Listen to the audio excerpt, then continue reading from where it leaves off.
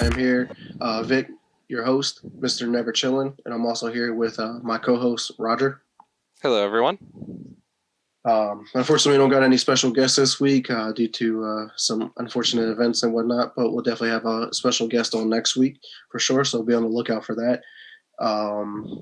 But yeah, man, how you been? I've been doing pretty good. They just finished up the bathroom remodel. They're fixing up my kitchen right now from all the work. So things are going great at home. Got a 3-day weekend this weekend, and next week's chock full of video games, dude. Got WoW with the new raid coming out. We've got Cyberpunk. So things are going pretty good. How about yourself? Yeah, no doubt, no doubt. Well, unfortunately, I mean, you might be able to tell with my voice, but I'm a little under the weather. Was just a little sick. I think it was just like a upper respiratory infection. Hopefully, Oof. well, hopefully not COVID again. Yeah, hopefully not. That'd be That would worth suck it. to get it again. Sadly, Right, you can't avoid it if it comes. right, no doubt. But I mean, other than that, same stuff, different day. Just Hmm. working and playing games. Like you said, it's not even a lot of games coming up. There's a lot of games now. Yeah. Trying to balance between Assassin's Creed, Call of Duty, and 2K. I kind of put Watch Dogs Legion on the back burner. Immortals Phoenix Rising, which we're going to be talking about a little bit later on, just came out today, so I got to get to that. And then everyone knows Cyberpunk, man, is coming out next week, so Yeah, no, that's going to take that's up everybody's time. Oh my God, dude, I'm so excited for it because if it's anything like the new Witcher game or like the Witcher games were, it's gonna be Yeah, primo, and I'm not gonna want to put it down. yeah, no doubt. I mean, The Witcher was one of the probably the game of the generation, I believe. Yeah, If most people probably it voted was at. pretty ground defining. Well, now let's get into our first gaming topics of the week. Backwards compatibility, Vic. I think you got a lot of skin in this game. You can really talk about it. So, give me some thoughts on backwards compatibility. Um, Yeah, no doubt, no doubt. Given with the new generation of consoles, Microsoft has done a fabulous job with the Xbox family, Hmm. allowing you to play basically all four generations of games on the Xbox. So going dating all the way back to the original Xbox. It's not every game, but they're working on adding more games to the collection. But being able to play those classics and revisit them, and the thing is, not only do they allow you to play them, allow you to play them in better quality. They added this new feature called auto HDR. So any game that never had HDR Okay. will get like a little buff from having like HDR effects and stuff like that. So it'll look really good where games are maybe dark and then but have bright scene like Yeah. neon lights. A good example that I seen was the Batman Arkham Knight Okay. series. I know that game has like a more like a dark tone, but it's set during the nighttime most of the time, and you might go through like the city and see the neon lights, so you'll see the big drastic color differences and stuff like that. It looks a lot better with the new auto HDR That sounds feature. awesome. By chance, are they doing backwards compatibility with games you own, or do you have to repurchase them from a store? Um, you if you own them on discs, most of them will work just putting them in the disk drive. So if you But have an Xbox I'm not original, you could pop it in? I believe so, if I'm not mistaken. I'm not 100% sure. I would Okay. definitely have to look into that. I can find out for sure. I actually haven't seen anything on that, surprisingly, with all the backwards compatibility talk. I do know you can buy pretty much any game that is on backwards compatible right on the Microsoft Store, which Yeah. is cool. So you have access to that. Microsoft still does that games with gold, so you get 4 games free every month, Okay. and 2 of them are your 60 games, and 2 of them are Xbox One games. So that's pretty cool. But yeah, I haven't really dabbled in it too much yet. But for those that may have the new Xbox Series X, um, it's really cool because there's no next gen exclusive game for Microsoft this time around, other than like Gears Tactics, Okay. which first came out on the PC.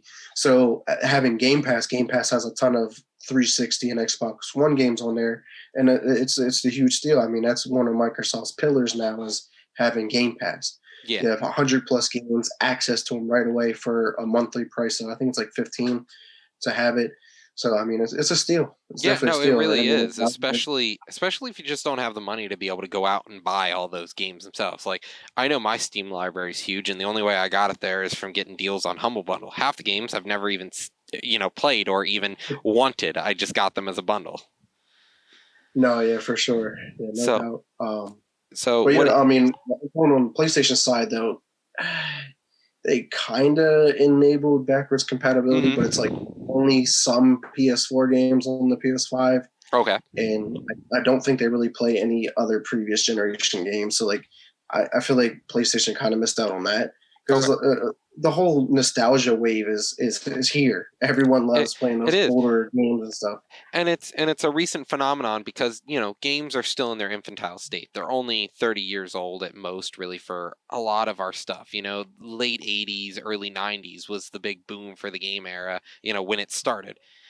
So with this nostalgia wave coming over people, I think the Sony market is really just missing out on the ability to go backwards with compatibility. Yeah, you can find some of their older titles on their store, but you have to buy them. And if you had an old disc, it ain't gonna work. I have some PS2 discs. They're not gonna play in any one of the new consoles. Funny that you mentioned PS2. On the new Xbox consoles, if you put it into the developer mode, you have access to this emulation software that allows you to run a decent amount of PlayStation 2 games, Mhm. including exclusives like some of the older God of War games, which is hilarious given that the PlayStation 5 can't even do that. Yeah, when you're stealing your own competition's nostalgia base, I think you're really losing out on the markets of right now. Re-releases, being able to go back and play older games. The nostalgia factor is huge, especially with so many people being indoors due to COVID. Yeah, no doubt. And it's not even more or less nostalgia. There might have been games that you missed from a generation that you're just like, hey, Exactly. let me check it out because I actually just recently did it a couple months ago during the pandemic because I had nothing else to do. Hmm. I actually was able to check out Alan Wake for once. I've never played that game, and It's a I solid know it game. was a gem. Yeah. It was probably a 10 out of 10 at its time. What's even crazier, I played one of Remedy's other games, Control, Hmm. which won Game of the Year in last year, 2019, which was a mind bending, crazy. It was an all around great game.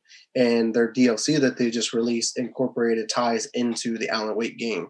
Hmm. So like they're trying to make this whole Remedy universe where their games are all going to start connecting and stuff. So I think that's really cool. That is Given that really cool. Alan Wake came out 10 years ago, Yeah, and I I believe. I still have it in my library on Steam. I Yeah, I was afraid to play it at first because it was, rather spooky of a game, but yeah, it's a very good story. Um, being able to go back and play some of these games, I think, is something that the PC has been able to do for a long time. Backwards compatibility wasn't an issue for PC, and you know, I'm not supporting it openly, but emulation was always a thing as well on PC, and being able to go backwards, emulation was a huge business on the internet and in the late 2010s, in the early 2010s to late 2010s. People wanted to go back and they wanted to play these games they either missed or weren't in their region or were not released to their market. Things like that. They wanted to be able to play these games, and I think being able to go backwards now with backwards compatibility on the Xbox, I think they've tapped an untapped market. So, no, yeah, no, yeah, for sure. Yeah, I'm looking forward to see what else they can do with backwards compatible and all that. See what other games that they can add to the library for sure. Because there's a ton of them out there, no doubt. no doubt. But let's get into some of the game releases, both new and upcoming. Okay. Um, let's start with we got Fire Emblem, Shadow Dragon, and Blade of Light.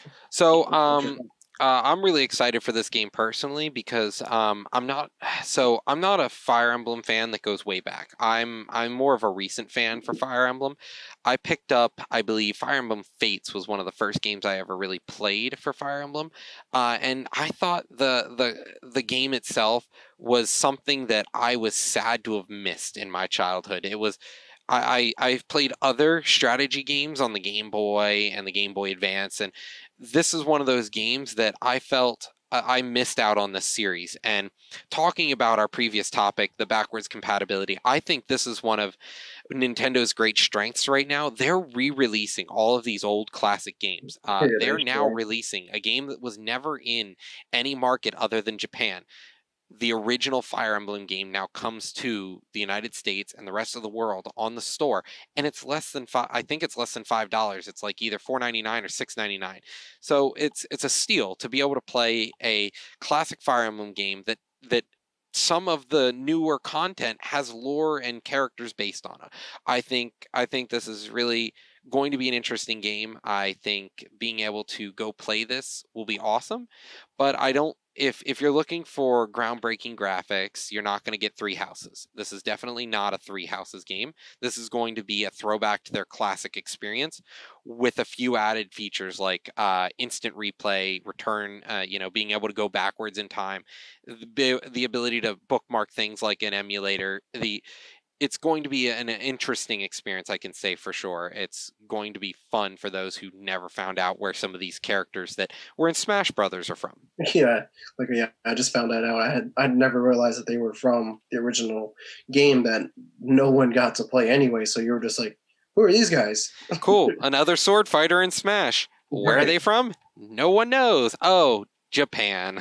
Yeah, a game that we weren't allowed to play. Exactly. So and back in the day, this game predates really the boom of the internet. So it's not like you could just rip it easily until the late 90s, early the late 2000s, I would say, probably.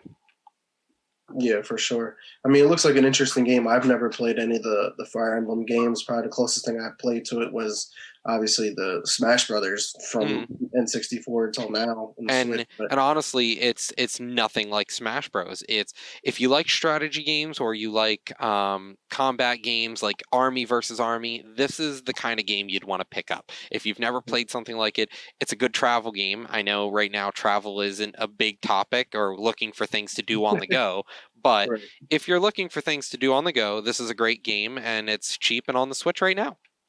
Yeah. Or sorry, Look it out. I apologize. It releases tomorrow. My apologies. Yeah. So, but in a few hours at midnight, probably. Yeah. So, but no, that's pretty cool. I definitely wanted to dive into the Fire Emblem games. I've never played any of them, so I think maybe jumping into here might just to check it out. Like you said, it's a cheap price. It's worth a try. Yeah, for sure. Definitely. And then if you like it, you can continue on to some of their newer games that are quality, very, very good games like Three Houses. No, yeah, I've heard a lot of good praise from them. Seems like a good franchise that's been running a long time. They know what they're doing. So Vic, I have a quick question for you. Immortals Fenyx Rising. Could you tell me about this game coming out today? You said you just bought it, so what's the appeal? Yeah, so I mean, I just bought it. Just came out today. I unfortunately have not been able to play it yet. Definitely going to dive into it. Just trying to balance all these games that are out right now. But it's kind of like a game as if Breath of the Wild and Assassin's Creed had like a baby. Okay. More or less, it's an open world like action adventure game made by Ubisoft, of course. So Ubisoft has their great, very detailed open world games, but sometimes can lack their gameplay. So I hope it actually has good gameplay. I have watched some videos on their combat and stuff. Seems like they have a nice variety of enemies, and you're gonna have to approach them differently and use different moves and stuff. So it seems like there's gonna be like some strategy to approaching some of them. But it does look like exploring the world. You basically can climb whatever, kind of like Assassin's Creed, or even, and I believe in Breath of the Wild, Link can climb anything. Climb a lot of stuff. Yeah. And then jumping off, and then you can travel like to different areas with I think his wings. I forget kind of wings they're called, but it seems pretty cool. It's definitely a taste. Unfortunately, I think it might be one of those games that gets overlooked because of where it's at. It's in between Assassin's Creed Valhalla and Cyberpunk, along with Call of Duty, which takes over the market instantly. Yeah, for me, I think after watching the trailer, I honestly don't know if it's something that I would grab. I would probably personally wait till it goes on sale because it just doesn't seem to have the appeal for me. The first thing I saw when I watched the trailer was I was like, man, this looks like Spyro. It looks like an adventure game from back in the day. It doesn't like have anything cutting edge about it. There's nothing new or unique. It is the same formula already done before, but I don't know the story. So quite possibly they may do a great job, or they may just jump the shark. Yeah, well, maybe once I get through it and play it, we can talk about it, see what my thoughts are in the future, give it like a mini review or something like that. But yeah, I definitely can't wait to check it out. I know they're going to have like extra content after it and stuff because I know they have a season pass. So it seems like they're definitely down to support it. Funny enough, it is a game that actually changed titles. Okay. Let me look it up real quick. I No, no forget problem. what it was. It was named. Let's see here. It was called Gods and Monsters originally when they Okay. first announced it, and they rebranded it to Immortals: Phoenix Rising. So, if those that may have remembered it as that, it did get changed recently, within this year actually. Okay. I don't know the reasoning behind it. Maybe the name that they once had was for like the game may have evolved during development or something like that. Quite So possibly. that would be the thought. So like the name didn't quite fit Hmm. and whatnot. But yeah, no doubt. But we do got one more game here.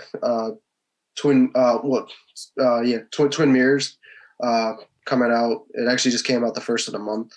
What are your thoughts on it? Anything So, specific? I've only gotten to see the trailer so far, but from what I understand, this is a game from the makers of Life is Strange. You said Yeah, it's so. made by Don So Knotts, one of the big names. this is definitely going to be another walking simulator. It's not going to be an action-packed fight 'em, shoot 'em up kind of game. It's a story, and I believe it's released by Bandai Namco, so a Japanese company. And the Japanese are well known for their visual novels, their story-driven games, things like Persona. This game is going to be hopefully a really well done masterpiece. And as it looks like it's not being done in parts or a saga, so it is actually a full on release at release. So I think it looks to me like a great game that I could sit down with my wife and follow through and enjoy a story or share it with somebody. It's something that it's like playing through a movie and getting to make your own decisions. And I think it's a niche market and it really does have appeal, but there's not enough games in the market. And I think this could really, if it's as good as it looks, it might be another one to push the market.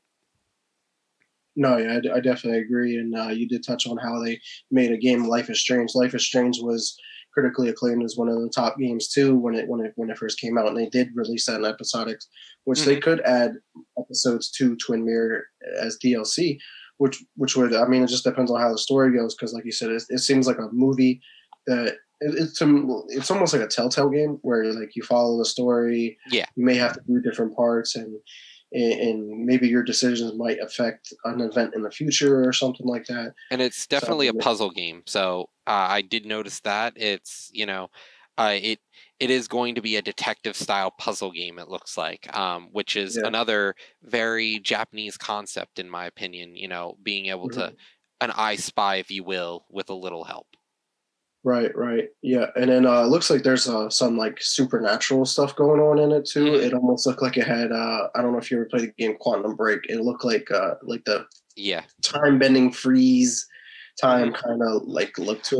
Almost like Batman, because as not a ton of people, unless they're true fans, know Batman, for example, their games, they're a detective game because Batman himself was originally Detective Batman.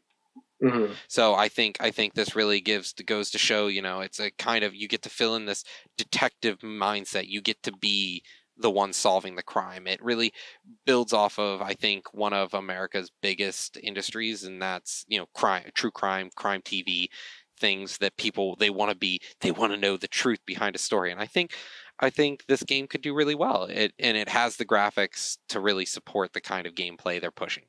No, yeah, the graphics look pretty good, and I'm actually reading here a little bit more. Is you play as a guy named Sam, and you there's multiple endings to the game too. Apparently, just depending on, like I said, your decisions, I guess. That sounds Um, awesome. but you navigate between the real world and then Sam's quote unquote mind places or Okay. palace, is what it says. So you discover clues, and then you listen to like his inner voice and stuff like that, and you can either aid or harm the investigations and stuff like that. So Okay. that'll be interesting to see where maybe it almost sounds like you might be dealing with like some mental health stuff too. Quite possibly. And that's a huge thing. I think that'll be quite interesting to follow, and I really think this seems like a great game. I don't know the price point though for it, so but I'm assuming it's going to be a full release title price of 60 probably.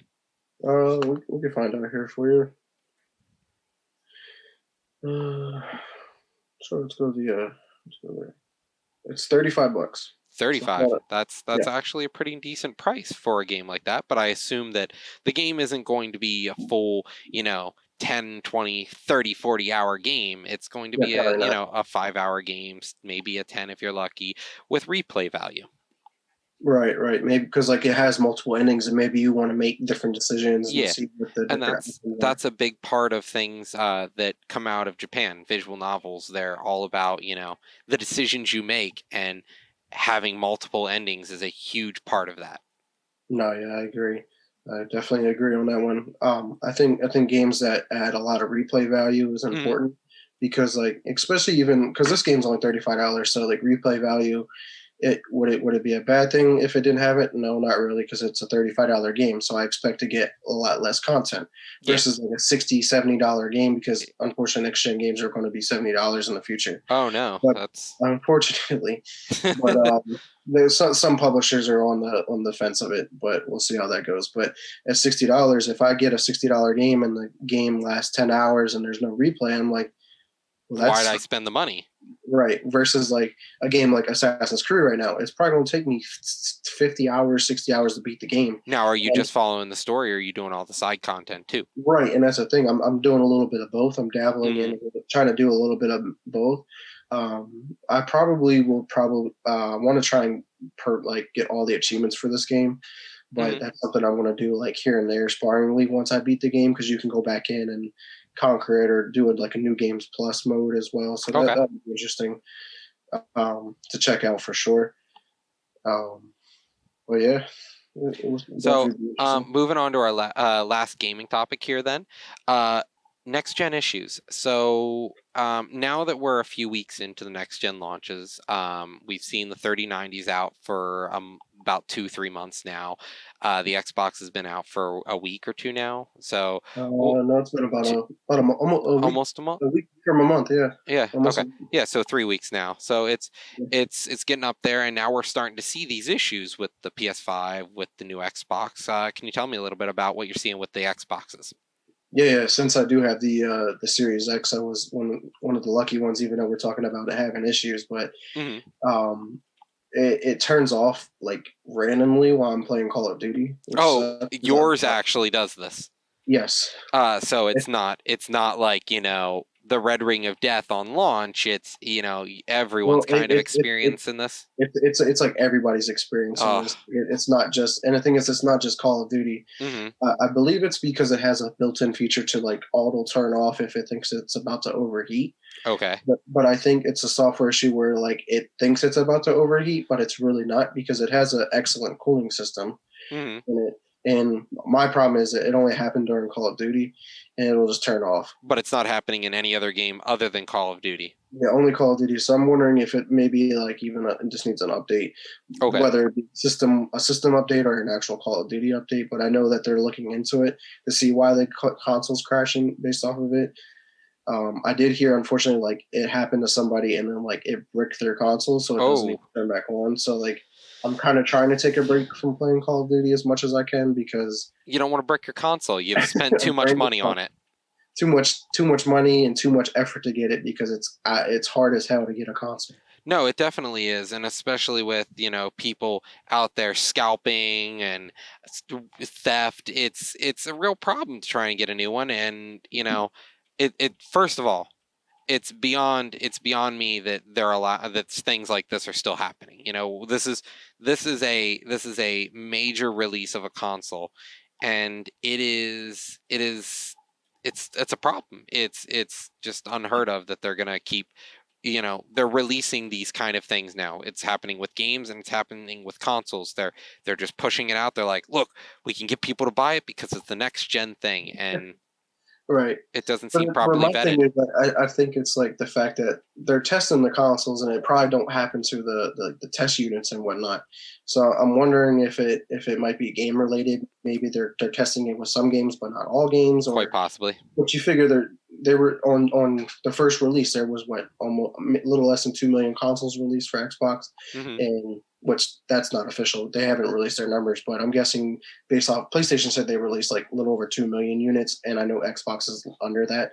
So I'm just going to use those And numbers. is that just to the U.S. markets? No, I think that's worldwide. Worldwide, only a Yeah, few, only a little over 2 million. yeah, it's because of the pandemic cut No, their makes production sense. in basically in half, if not more. Exactly. But I think it's just crazy to think like I don't know how many units are actually having this issue because I don't think all of them are. Okay. Another issue that was reported, which is actually not an issue, is those leaked videos of smoke coming out the top of them. Oh yeah, It's I heard not about that. really them catching on fire. That is people blowing vape smoke into the back of the consoles. Which please don't do that.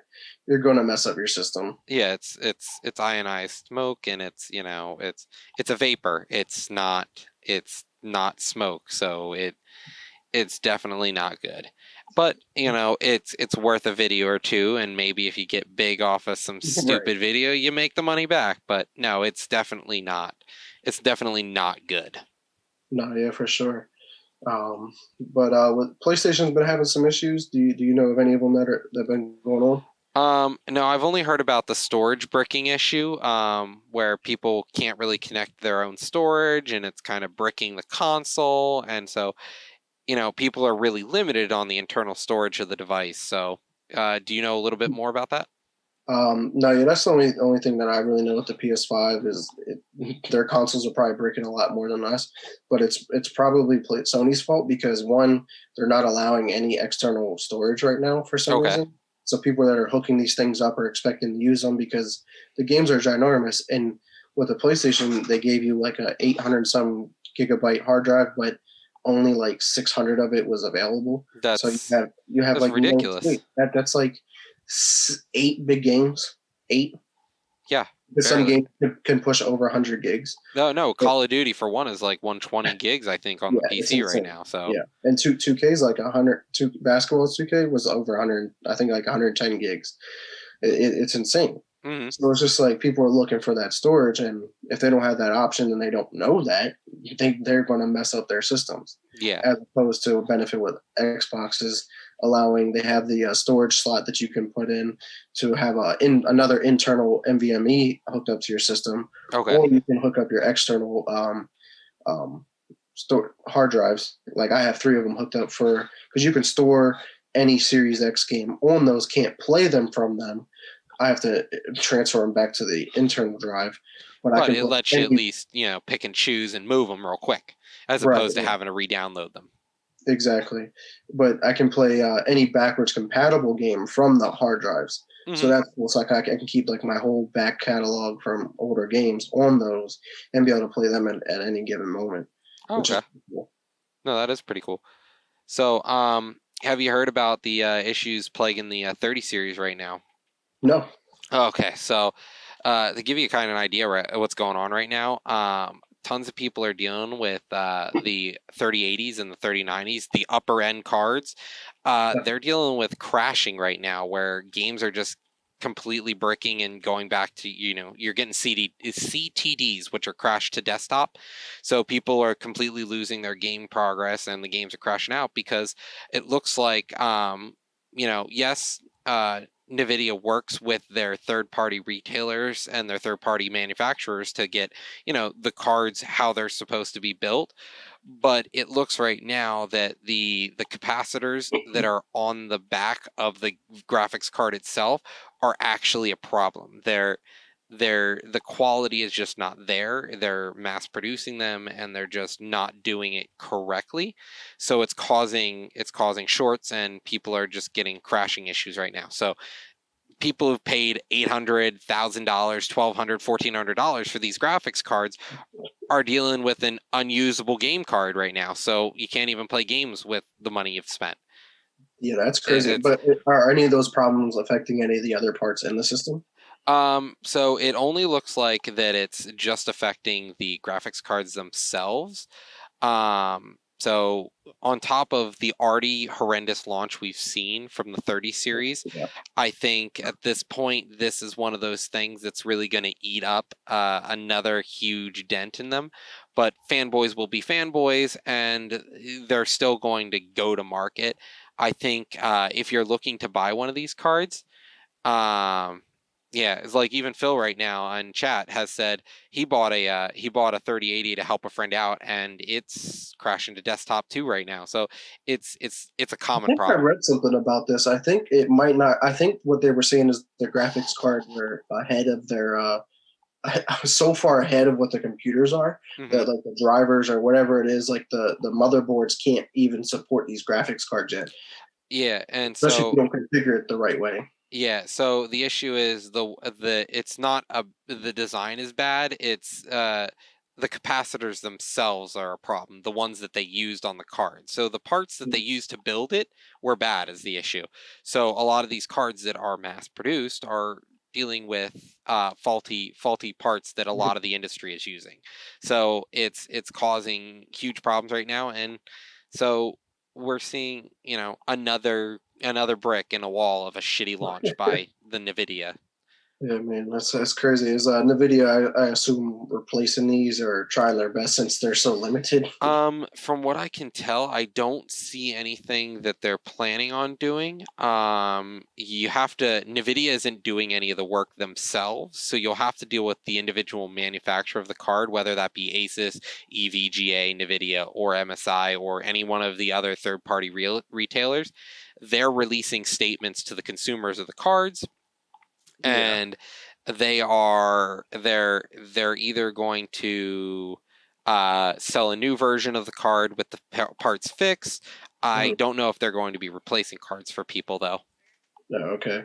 And touching on replacement, we didn't really cover with the consoles, but I do know that both Microsoft and Sony are handling with their own replacements of these. But they do know that they're basically on back order, and Yeah, so they gotta now come down to pick and choose and like we got to take care of the products that are already sold but they're broken versus trying to get new units out to more people. So exactly. I know that that's definitely a hard point right now. And so hopefully they'll do the right thing though and at least help the consumers who have already bought the parts, because let's be honest, if you continue to sell shitty products, it's going to hurt your image. But if you forego selling new products and replace the ones that are damaged, I think you're going to have a better shot in the long run with appeasing consumers. You're going to get more happy reviews, more happy customers, and in turn, I think the big issue here is the market itself, the competition being driven by the other side. So I think as time goes on, we're going to see the rise of AMD in the 30 series, in the competition for the 30 series, and if Nvidia can't get their stuff together, then Nvidia might or AMD might retake the market it once had. Yeah, no doubt. And I mean, speaking about problems, like the only other problem that I actually personally had with the Xbox was the controller. Hmm. As you can see, I had it sitting here. The D-pad. This is my replacement. Okay. When I pressed down on it, it wasn't responding Okay. unless I actually like pressed it so hard, like I thought I was going to break the controller. Then it would register the button. Okay. Like that was the only issue I had with the controller. Luckily, I bought the separate controller, the blue, white, and black one, so Hmm. I had that to work with. And then I contacted Microsoft support, and they got me a controller within like a week. Yeah. Well, haven't Um, you have you heard what the Switch has been doing? Phil brings up a good point here that even me and Jordan have been experiencing recently. Is there's a Joy-Con drift. I oh don't yeah, know what it is, but all these consoles lately, there's always an issue. I can't think back to any issues I ever had with the PS2 like on launch. I had to spend years playing that console, and don't get me wrong, I carried that console to multiple places. I yeah, brought that to friends' houses. I brought that to my grandparents' houses. I brought that to family gatherings. That was the console. I don't remember any issues with it until it got too old that it couldn't read the discs anymore. The disc reader just stopped. The right. N64, I never had an issue. The cartridges every so often had an issue, and I blew into them, and boom, they worked. The But funny thing now it, about that, blowing in somebody, it actually says on the yeah, back of the cartridge to don't, not do yeah, that, but it always worked for some it reason. always it always did the work, but at the same time you're like, supposedly that's what's breaking, that's going to break them more. But modern consoles, they're trying to get them more compact and dainty, and I think they're trying to really rush them to market because they need the sales. The sooner they get the product out, the sooner they get more sales, and they know you're going to stick with it. I definitely don't agree with the whole compact thing. If anything, this generation of consoles at least have gone bigger. Yeah, I mean, the relative size of let alone the PS5 is by far the biggest console of all time. yeah. And then the Series X looks like a monolithic tower, Hmm. like gaming rig almost, like a Yeah, it PC. almost looks like a mini PC. Not a micro ATX, but maybe a regular ATX, not a full. But yeah, Yeah, no, they're ginormous, and I think it's great. It means you can fit more into it, parts wise.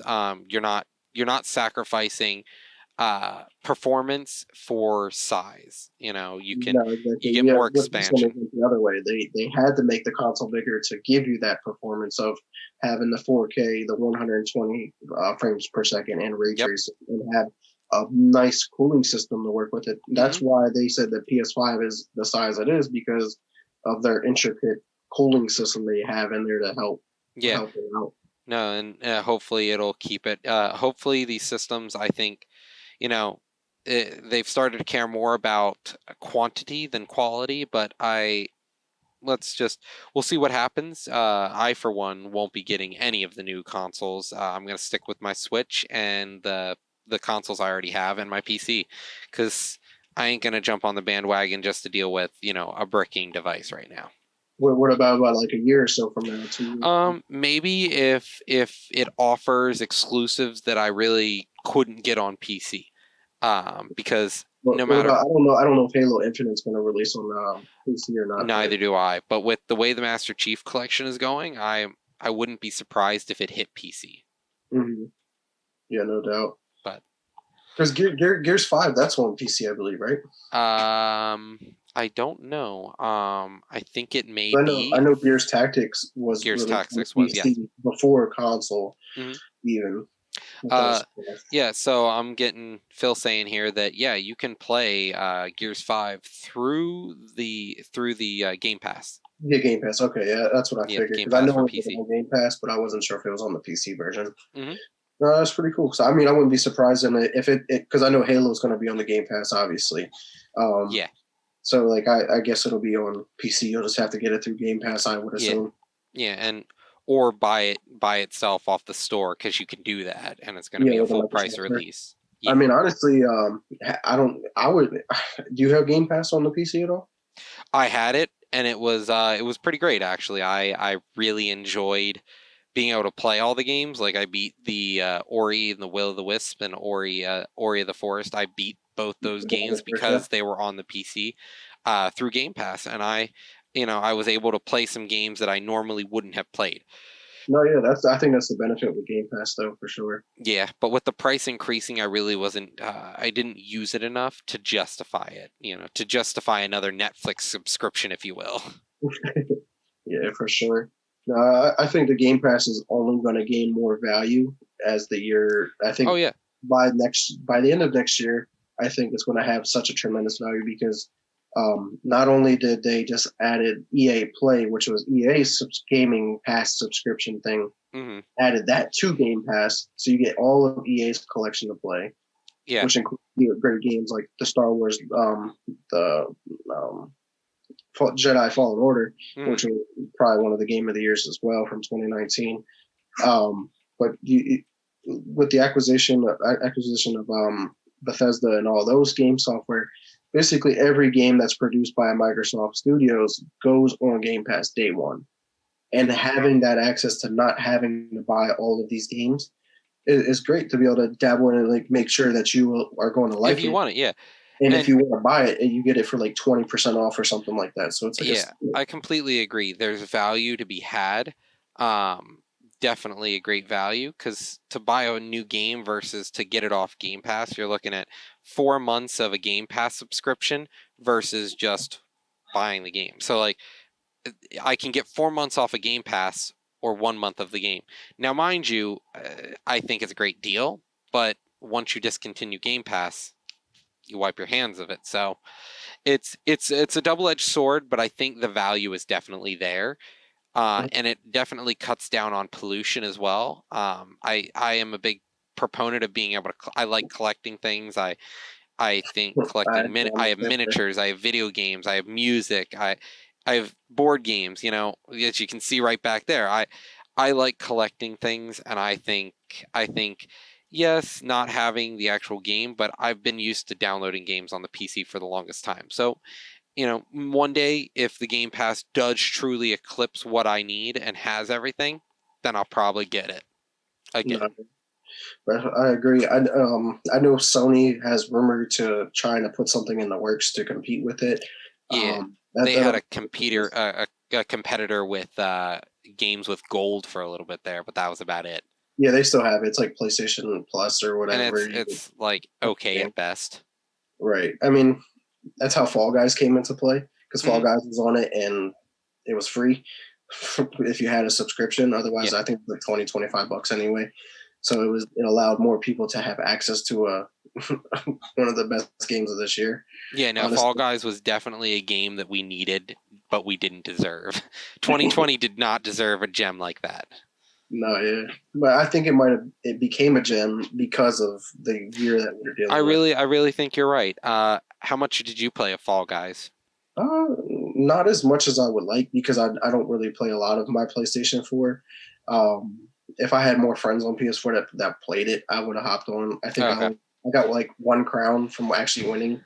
Oh, okay. No, that's more crowns than I got. I almost had a crown, but I was robbed. So, we'll just leave it at that. I But won no, the last game I won it with was you had to grab the tail and run, and yeah. luckily somehow it ended up just being a one-on-one. Uh, So he had it for like most of the time, and then I grabbed it and he got like knocked over, and I just took off, and that was uh, it. That was the all. That's all history. she Yeah, wrote. But no, I really think that I really think Fall Guys was definitely a great game, and I played it on PC. And definitely once you you got join this. us So on the I'll add you PC, after the stream. You just yeah, message definitely. me. But I think that'll be a great game to play together once you get on the PC crew. Yeah, because Fall Guys is on PC, right? Oh yeah, yeah, yeah. I Yeah. think it was their day one. It was an awesome game. Okay. Yeah, that's pretty cool. Um, on PC, is Among Us on there too? I Hmm. assume, right? You Yep. guys pretty much of that. Yeah, Phil was actually just talking about that in chat. Among Us is a pretty solid game. It's mostly a cult. It was a cult game, but now it's definitely a mainstream game. Yep. And it is the rise of some of these new memes that people are still trying to figure out. But it's becoming the next Minecraft.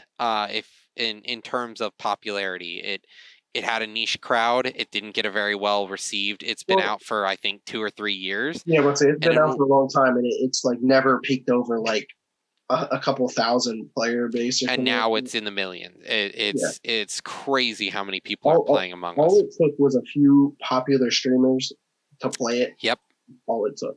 all That's it why, took. speaking about like streamers taking games to another level, when Respawn introduced Apex Legends to us, they Hmm. brought out all these streamers and they debuted the game with YouTube or like all kind of streamers, YouTube, Twitch, whatever, Yeah, and had them just streaming it. And they were like, "Yeah, this is the new game. It just came out now." They didn't even have like no marketing, nothing leading up to it. They're just like, "Hey, we have some yeah. news coming up. We're going to talk about, and hey, this is the new news, and it's available now." And then just because it was being streamed and played so Yeah, much, it came out of nowhere, and all I remember is Apex Legends the thing, and I was like, "What's this game?" And yeah, it's definitely not the number one battle royale, but it's up it's there. it's it's it's not dead. It's It's not definitely going still out anywhere. there. Yeah. Yeah, it's definitely not going out anywhere. But yeah, man. Let's finish up with our non-gaming topic now. Okay. Evolution of the work week. What are some ideas you think that are So coming about with the work week? so now more than ever with the COVID-19 and the staying home, working from home, people are really really kind of looking at the American work week, and is it really worth it anymore? People are working 5 days, but have you ever sat there on a Friday in a desk job and said, why am I even here? And it's right. And, people are going to these jobs all across the world. Europe and Asia have seen this. It's you get tired by the end of the work week. Your productivity, your Monday, your real first day of the week doesn't always start on Monday because nobody works on Monday, and then Friday hits and it's it's the weekend now for a lot of people, so they don't work. So um, a lot of scientists and different researchers have really kind of looked at this trend, where the work week isn't really working for the world. And Microsoft, for example, is one of the big companies to adopt this new trend of a 4-day work week. So 4 days working, 3 days off. It's something to apply to both school and to work. Um, Microsoft had their employees work 4 full days instead of 5, and they saw a 40 to 60% increase in productivity. Sorry, 40% productivity jump. So they got 40% more work out of people with only 80% of the actual work time that they had them originally for. You know, so having people give them more time to spend with their family, their friends, they're more able to focus on the day at hand. They're more Right. able to, the job becomes, yes, I'm here for a paycheck, yes, I'm here to do my job, but I'm not worried about what's happening after my job. I'm here to get my job done. Then after my job is done, then I start worrying about other things. But when you have this Right. 5-day work week, you stop getting stuff done, productivity decreases, you move on from the topic at hand. And this is especially a big issue with big companies right now who are actively tracking their users working from home. They're watching their eye movements with their camera, they're watching their mouse movements, they're big brother style tracking these people, and productivity isn't really there sometimes. But Yeah, it can become stagnant for you sure. know there was another study done, that said, 4 days, are you not for sure? What is the real benefit of a 4-day work week? Well, um, a recent study shows that 23% of organizations have implemented a 4-day work week in the United States have done it correctly. Only 23% have done a 4-day work week correctly, and that means, you know, they close their business of operation for about 72 hours per week. They're only open they're open for 24 hours less than normal. So that Hmm. means 60% of the organizations, though, that did this, any form of a 4-day work week, whether they did it correctly or not, they still saw about a 60% on average increase in productivity. No, yeah, I It's think the reasoning for it is mental health. I Yeah, mean, offer it exactly. because like you have 4 days to focus and then 3 days to To rest. kind of, yeah, rest or just do less like work related activities. Exactly. So like it definitely it helps with the mind. And then when you get back to work on Monday, it's not like, oh, it's Monday. I got a long week until Yeah, Friday. That one less day can really make the difference because now you're like, all right, it's Monday. I got a couple of days and it's the weekend. yeah, exactly. They feel better, and they're able to relax. That's the thing. you know I know personally, my wife deals with the onset of dread Saturday night, and it's still the weekend. She still has all of Sunday, and she kills her Sunday going, tomorrow's work, tomorrow's work, tomorrow's work. And that's the problem. That's what so many places deal with. I have a weekend, but I can't relax because it only lasts 2 days, and then I'm back into the workplace. And then, you know, right now, the I think the boomers have a problem where they've exhausted their lives, and they've exhausted this planet because all they know is work, and they throw themselves into it. It's work and They money. don't That's have a all it comes down to. personality outside of work. They define themselves by their job. You know, Yeah. that's who they are. Whereas our generation, we aren't our job. Most of our generation isn't choosing careers. They're choosing a job for now. Their their jobs may not exist in 5, 10 years. We have automation coming. We have algorithms. We've got AI. There's all this stuff that's coming that's going to eliminate so many careers, not jobs, careers. People who have decided this is what I want to do for my life aren't going to be able to do that for their life because it's gone. That job is somebody else's. We have people who are truck drivers they're gonna lose their job. So with the invention, the invention and the The innovation. modernization and improvements coming, I see the 4-day work week becoming more of a realistic thing. New Zealand, for one, is one of the countries that has started to, on a countrywide level, institute a 4-day work week, and they're Yeah. not losing productivity. Their GDP is not dropping. Right. They're seeing happier population. They're seeing a better country. People are with less work comes less pollution, for example. You know, Right. And my thinking though behind the whole 4-day work week though is for the be the devil's advocate is some jobs can't do the 4-day work week. Like for instance, like just say my job, hmm renting cars. I don't think we could take a day off from renting cars. You know what I mean? So like, yeah. so when you have a 4-day work week, would you have like a group of people who would work like Monday through Thursday, and then you have a second group that works Tuesday through Friday, or something like that? Well, if you're only open for, then remember, you rent cars Monday through Friday because that's when people need them. They need them, especially on Friday. They return them on Monday. They rent them on Friday, right? For the weekend. Yeah, Or they're yeah. I going to mean, go somewhere we're they open have a, Saturday. yeah. It's only 9 to 12, but like still, But like yeah, the idea there is, the reason why you would rent cars during the week is because you have that work week that you need to supply cars to people, or you mhm, have weekends that you're supplying cars for people to go on trips. yeah. That the Thursday is So going to how become would your Friday then. right? So how would 4-day work weeks work for people who are not people, but companies are open 7 days a week? Say Uh, like retailers. That's the thing. You're going to require more staff, but now the people you already have, you're getting more productivity out of usually. Your store I is going to don't. be more immaculate. You're going to be able to service more customers, especially Mhm, retail. You're going to see more foot traffic because people are able to relax have and more go time to do shop and things. do that. Yeah.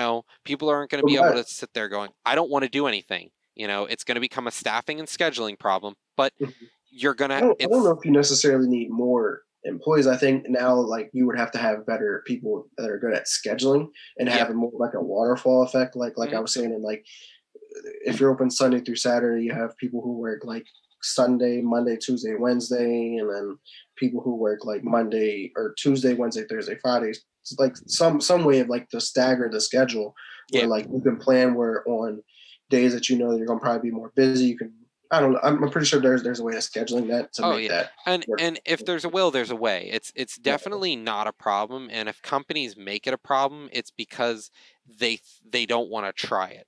But Hmm. we're seeing some of the richest companies, one of the richest companies in the world, Microsoft, has tried it and it worked. It Hmm. worked for them. It was just a small rollout, but it still Hmm. did what they wanted. You I know, feel like project based companies like Microsoft, Well, I think Microsoft like isn't a really. project-based company. They have so many things they do. Their service industry, Mhm. for my job, I deal with Microsoft on a daily basis where I call them with issues. I open tickets. So they're not just making things, but they're Mhm. also supporting the things they make. Right. So But what aren't they open then 24/7? they are. And that's the thing. Now your employees are on a 4-day work week. You're getting better results because your people are now more charged and more ready to work Mhm. and better to think. Like for me, for example, my job is definitely based on the idea of being able to solve problems. I have to figure out how to put something into an environment and get it to work. Mhm. I feel exhausted on Fridays half the time because I've spent Monday, Tuesday, Wednesday, Thursday trying to help people, trying to solve these problems, and it's taxing. And I Right. can keep doing it, but if I had now I also do work 4-day work weeks every 4 weeks, and I I can if I can breathe like this week's my 3-day weekend. I can breathe. I go back into my work on Monday and I feel recharged, refreshed. I'm ready to go. Mhm. And I jump back into my work and I get more done because I look at a problem in a new light now. I can actually take a break, come back, and I don't have to, as Phil said, dream about work. Chat saying, thinking about work while you're sleeping. You have nightmares about it. It Right. it sucks. It No, really does. I've had plenty of dreams, like nightmares, I guess, when I was working at Men's Warehouse, just thinking about, oh, I got to measure this person or measure that person. Like, Yeah. I And definitely mean, but I'm gonna be devil's advocate again too. Like, I want to be looking at this from a business standpoint too. Like, say your company's only open usually open Monday through Friday, mhm. used to be, and now you want to make it to we're only open Monday through Thursday. Do you or want to go to that 4-day work week? Do you continue to be open Monday through Friday, or you now only open Monday through Thursday? But if you do that, are you going to lose that cut of business from being open that day? You Yeah. know what I mean? So it's definitely a checks and balance on the companies are going to have to decide for themselves. But employees aren't going to want to work a 5-day work week. When companies start adopting 4-day work weeks, people are going to inevitably move to those jobs. People are Mhm. going to say, my my bud's working a 4-day work week. Why the fuck am I not working a 4-day work week? And as I've said before, productivity increases. Now, not all jobs are worried about your productivity. They're just worried about you there being an automated sale. And Right, and no offense, car rentals one day will probably be phased out by just machines. right, You go up, you order a car online, and the machine drives the car up to you. You hop in a hell. You it's might like not even rent cars one day because you might just rent an AI to drive you somewhere one day. We're looking at the futures is happening now. So the way you would just describe it, it sounded like you ordered like from a yeah, vending machine, like exactly. Carvana, where you can Well, buy a yeah, car from Carvana. like It's the same concept as one day probably going to happen. You've got to look at these things. Yes, you're being devil's advocate, and yes, you're looking at it that way. But I think it's also a very boomer mentality that it's always a been this way. What are we gonna No, do no, no. now? I was just playing Yeah. devil's advocate. Oh yeah, yeah. No. I'm a full supporter of being Yeah. going to a 4-day work week because I have been Mhm. burnt out No, no, plenty. and we all are. And I know I look at my parents and I'm like, wow, they're only 50 and they're dead inside sometimes, and I feel Right. bad. Well, I that's another problem. you know, Imagine that. What we deal with now is you usually work what 5 days a week and yeah, 40 hours. That's the average, whatever. But then your retirement age is set at like what 67, I think, yeah. 60 It's roughly. our generation isn't set to retire until our 70s, Right. and And and the you're life burnt out at expectancy 50. is going down. Right, and you're burnt out at 50. Yeah, Think about it. You're burnt out at 50. The life expectancy is going down closer to that retirement age number. So like we're supposed to that work last till you 50, die. that You last work until 15 you years, die. yeah, you basically work until you die. Yeah, And then because from 50 on, you're like dragging. It's not like you're dragging through the day. Now you're just yeah. dragging every and day. and not only that, uh you can retire early if you want, but you aren't going to get state funding unless you hit the retirement age. And some jobs, like if you have a pension like mine, you have to be a certain age or they will not give you your pension at full price, and you check out early. it's Right. it's it's like having a savings account, a Mhm. long-term savings. If you pull out early, you lose a lot, Yeah, and it's not for your benefit, it's for the banks. So if right. uh, it's definitely, there's a lot to be said about how useful 4-day work week is, and it honestly, I think, will be a big proponent. Like, we've seen a lot of younger politicians really advocating for it. For example, Andrew Yang just recently went on saying the 4-day work week it has to come soon. It is, Mhm. especially with the times we're living in post COVID. A 4-day work week is going to really help the country a lot. It's going to And help the again, economy, and it's going to help. it, it keeps coming back to the same topic that we will probably touch on every episode that we talk about is mental health. 40 work weeks boost your mental health probably 10 times over Yeah. easily. Just having that mindset of just being like, all right, And cool, I get to relax and have 2 full days. yeah. And the other thing, you get more time to yourself, you get more time to your family. So we're dealing with less broken homes because people are able to be home. People aren't worried about running away from their debt, from their, there's this is another topic for another time, but you know, we're looking at, you're going to be able to put more into yourself, to put more into your job. You know, Mhm.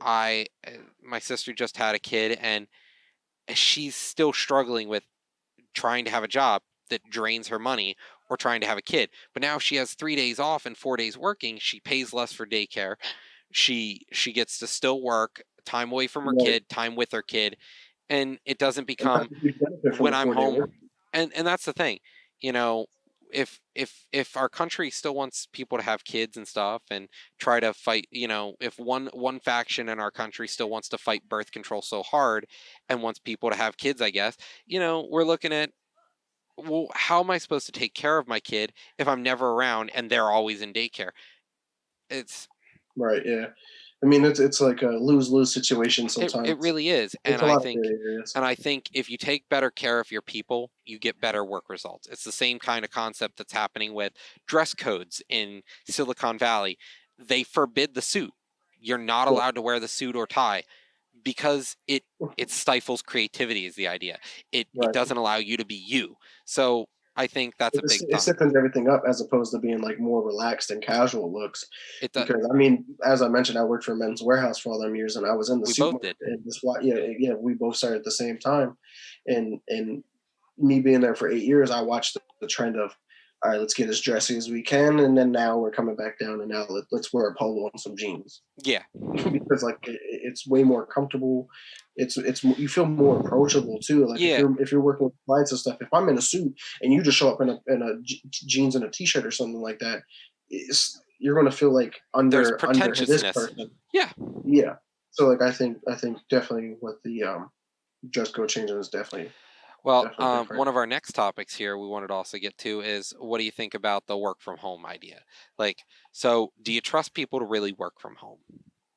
Oh, I think work from home can work for some jobs in some Yeah, instances I too. agree. But I think like You can't be a fry it cook has for its McDonald's at home.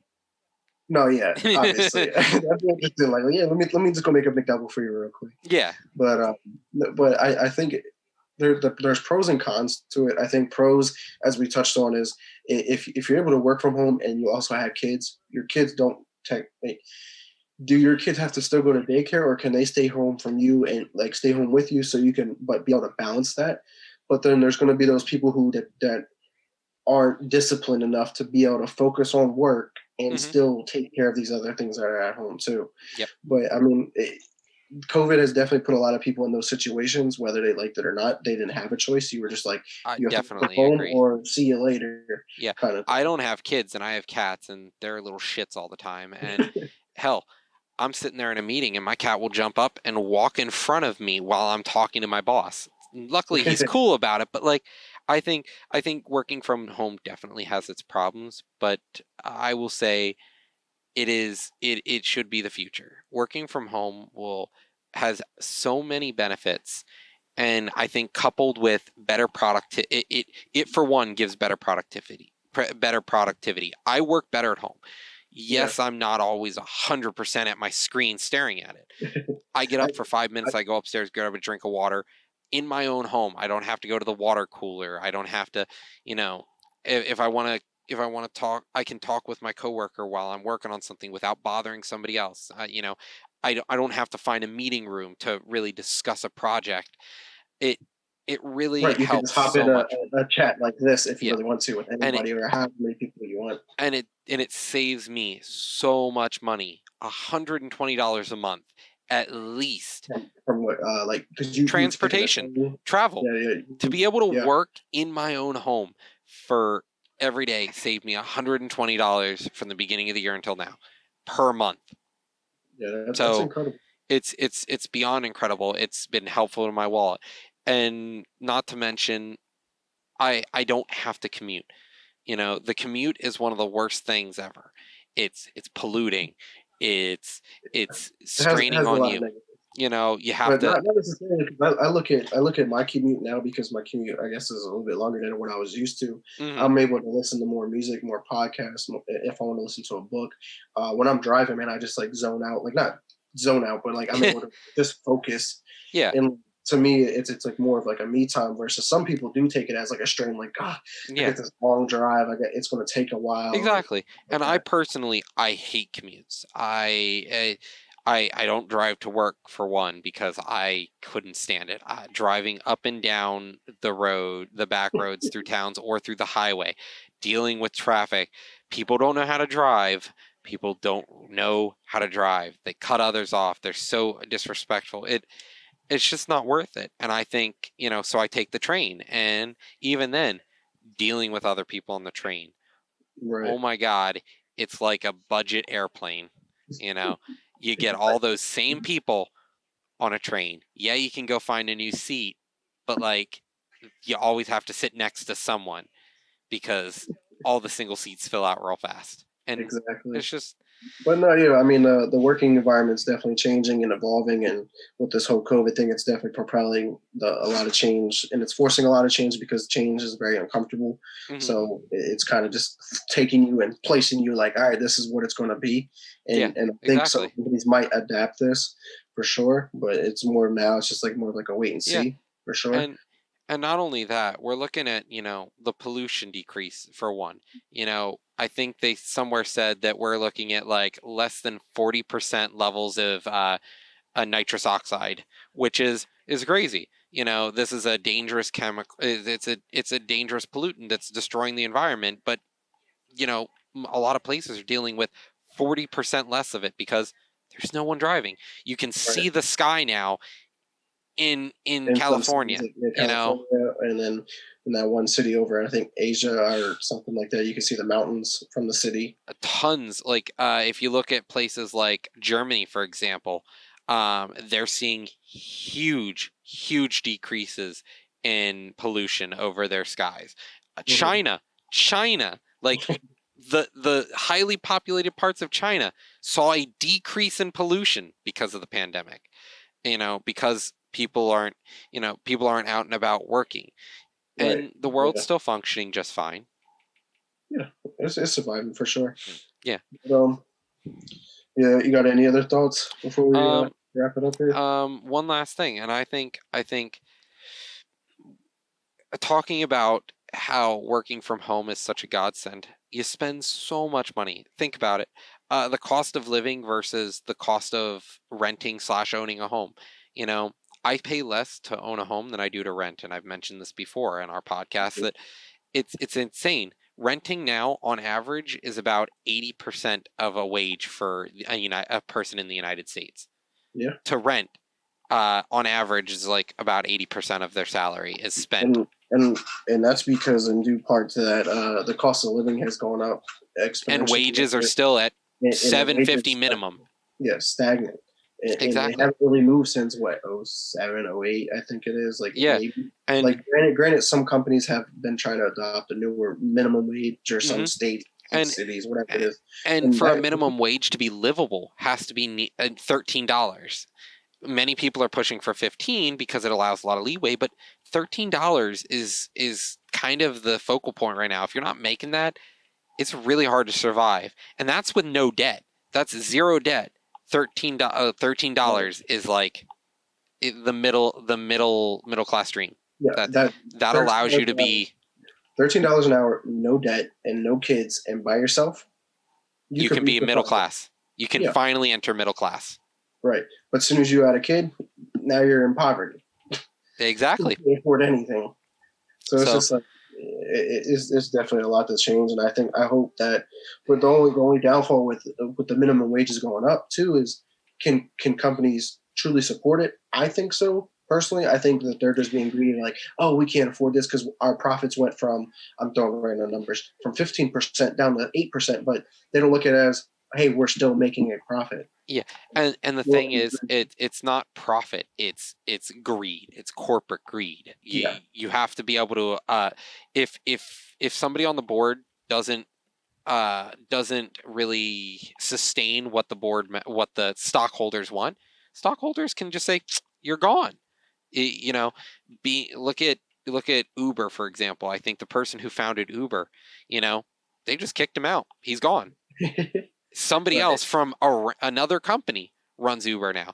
It you know, Look corporate at Men's America Warehouse. is We can ruthless. go back to Men's Warehouse Yeah. when they got rid of George because Men's Warehouse went from private to publicly owned, Yeah, and then after a few years later, or I don't know what exactly. the amount of time frame was in between, but the company itself started making some poor decisions, and he wanted to take it back and own it privately, and they didn't like that decision. They were like, "All right, here's the boot," and got rid of him. Yeah, and And that was he kind had of nothing he could do about it.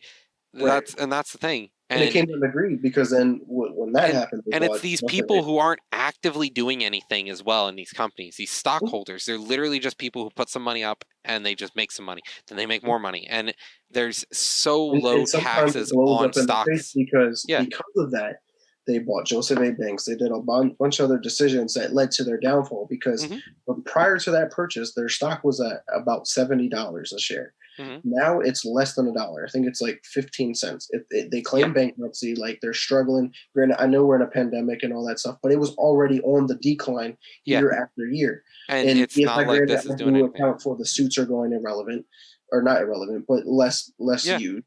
And stuff like that too. But it's just like Men's Warehouse isn't adapting, and they weren't listening to a smart man who started the business to begin with. Yeah, he made a hugely successful business, and he sold suits that felt like, you actually could like the way you look. But now I and many other people are just like, it's not really great. What's the difference between going to Men's Warehouse and going to Macy's? Right. A suit is a suit Macy's still point. exists.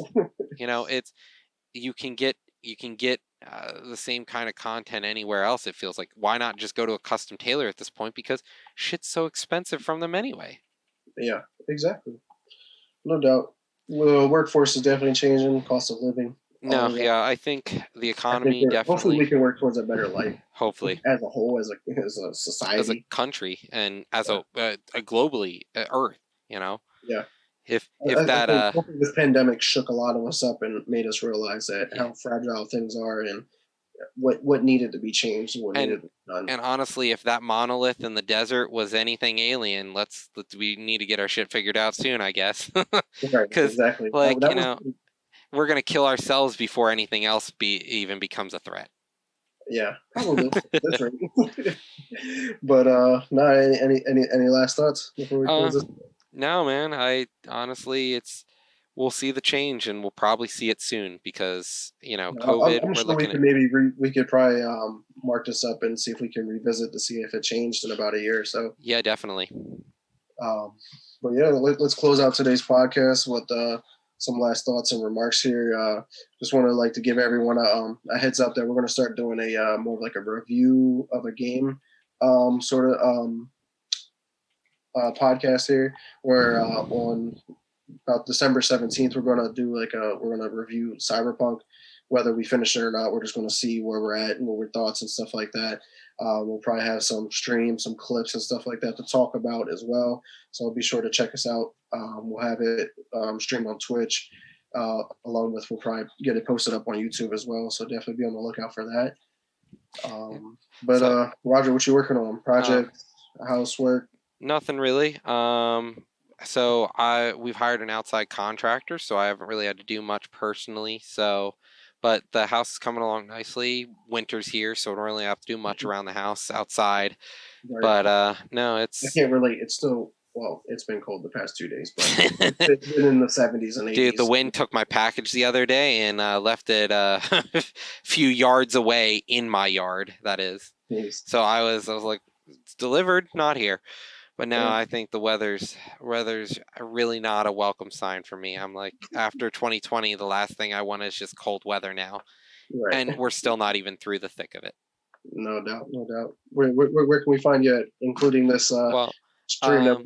So we're going to be streaming here still every week, twitch.tv/lunatic_oblivion. You'll be able to also find me out there on Discord at lunatic_oblivion. I'll be streaming Cyberpunk 2077 when it drops next week after our stream, and you'll be able to catch me for a week before we go to review it, and then we'll decide on the next game after that. Cool. But yeah, man, I just just got another game review up on on Watch Dogs 2. I was in the process of beating all the games before Legion came out. But yeah, that was my latest project that I got up and worked on. My next project is trying to get Assassin's Creed Valhalla completed. and get that review up as soon as possible, given that Cyberpunk is coming out a week from today. Today, yeah. And that's going to take up probably so much of my life because the developers are talking about they've taken 150 hours into the game and they're still not done. Yeah. Even though like you can beat it apparently in like 80 hours or something like that, something a little bit more reasonable. But if you want to get into it and discover everything, it's going to take a lot. But yeah, definitely be on the lookout for those reviews. Continue to check out the podcast too. But myself, I'm doing good. Just living life, trying to avoid COVID as much as possible. Exactly. Trying to stay safe and whatnot. But you can find me on Twitter at Mr. Never Chillin _ and on Xbox at X Never Chillin with a space in between Never and Chillin. Still going to be getting my Twitch together once I get my computer built. But we're going to continue to release weekly episodes as Roger established there. But we are going to incorporate some new type of content, given we're going to review games and stuff like that, like live. But definitely continue to share this, man. Share these videos, like and subscribe as much as possible. Definitely help us grow this community so we can connect to you both in the gaming world and outside of the gaming world. We do touch on some really good topics. But until next time, peace. Have a good one.